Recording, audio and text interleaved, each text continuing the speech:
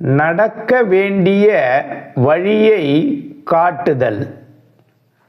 ஒரு வயல் ஓரத்தில் இருந்த மரத்தில் ஒரு பச்சை கிளி 2 முட்டைகளை இட்டு இருந்தது. இரை தேட கிளி சென்ற போது பலத்த காற்றினால் ஒரு முட்டை கீழே விழுந்து உடைந்து கிளி குஞ்சு வெளியே வந்தது. வேடன் ஒருவன் அதை கண்டெடுத்து வளர்த்தான். பிறகு மற்றொரு முட்டையும் விழுந்து முட்டை உடைந்து குஞ்சு வெளியே வந்தது. வயல் ஓரத்தில் இருந்த குடிசையில் வாழ்ந்த விவசாயி அதை கண்டு வளர்த்தார். விவசாயி தெய்வ பக்தி உடையவன்.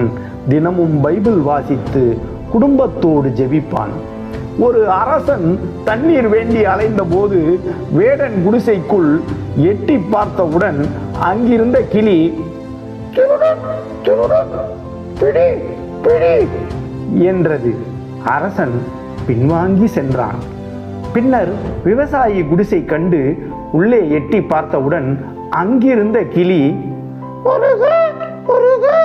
ஆசனத்தில் அமர்ந்து தண்ணீர் குடித்து இளைப்பாறுக என்றது.